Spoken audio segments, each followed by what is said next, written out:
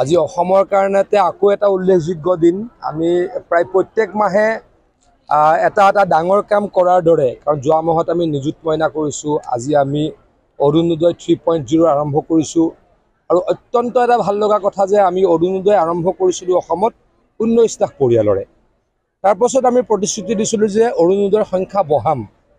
এতিয়া আমি কৰিলোঁ অৰুণোদয় 27 লাখ। মুখ্যমন্ত্ৰী ডাঙৰীয়াই যোৱা লোকসভা নিৰ্বাচনত প্ৰতিশ্ৰুতি দিছিল যে আমি অৰুণোদয় আৰু বঢ়াম।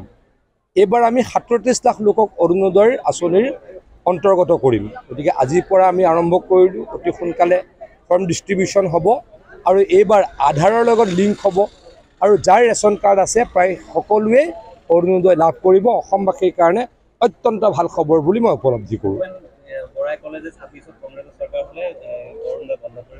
ভূপেন বৰা ডাঙৰীয়াই প্ৰথম কথাটো হয়, কংগ্ৰেছৰ যদি তেখেতলোকে সপোনৰ চৰকাৰখন যদি হয়, মই নাভাবোঁ কংগ্ৰেছৰ চৰকাৰ হ'ব। তেখেতলোকৰ সপোনৰ চৰকাৰখনততো ডেফিনেটলি অৰুণোদয় বন্ধ কৰিব, বেলেগটো কৰিব নোৱাৰে।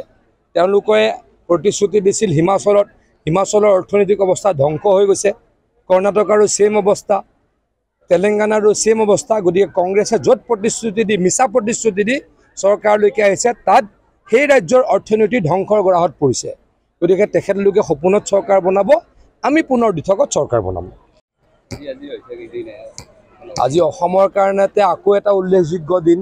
আমি প্ৰায় প্ৰত্যেক মাহে এটা ডাঙৰ কাম কৰাৰ দৰে, কাৰণ যোৱা মাহত আমি নিযুত মইনা কৰিছোঁ, আজি আমি অৰুণোদয় 3.0 আৰম্ভ কৰিছোঁ।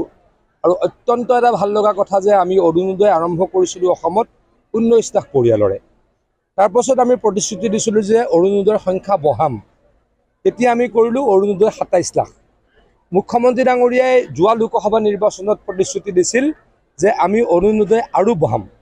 এইবাৰ আমি 37 লাখ লোকক অৰুণোদয়ৰ আঁচনিৰ অন্তৰ্গত কৰিম। গতিকে আজিৰ পৰা আমি আৰম্ভ কৰিলোঁ। অতি সোনকালে ফৰ্ম ডিষ্ট্ৰিবিউশ্যন হ'ব আৰু এইবাৰ আধাৰৰ লগত লিংক হ'ব আৰু যাৰ ৰেচন কাৰ্ড আছে প্ৰায় সকলোৱে অৰুণোদয় লাভ কৰিব। অসমবাসীৰ কাৰণে অত্যন্ত ভাল খবৰ বুলি মই উপলব্ধি কৰোঁ।